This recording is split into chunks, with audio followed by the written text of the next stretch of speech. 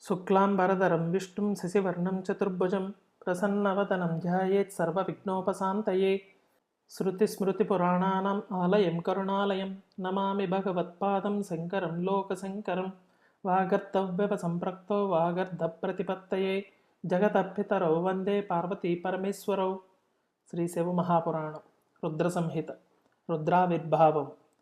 అలా చేయగా చేయగా బ్రహ్మ యొక్క కనుమబ్బల మధ్య అవిముక్తం అనే పేరు గల నాసికా మూలము నుంచి మహేశ్వరుడు తన సంపూర్ణాంశతో అర్ధనారీశ్వరుడుగా ఆవిర్భవించాడు. ఆయన పేరే రుద్రుడు.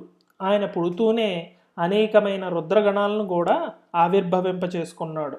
ఇదే రుద్రావతారణ ఘట్టం, సర్వపాపహరం. అలా ఆవిర్భవించిన రుద్రుణ్ణి పూజించి జన్మమృత్యు జరా విష్టులైన ప్రాణులను సృష్టించవలసినదిగా ప్రార్థించాడు బ్రహ్మ. రుద్రుడు అందుకు అంగీకరించలేదు. విధాత, పుట్టడం, చావడం, ముసలితనం, రోగాలు, రుష్టులు, కర్మబంధాలు, దుఃఖం ఇలాంటివి వికారయుతమైన సృష్టిని నేను చెయ్యను.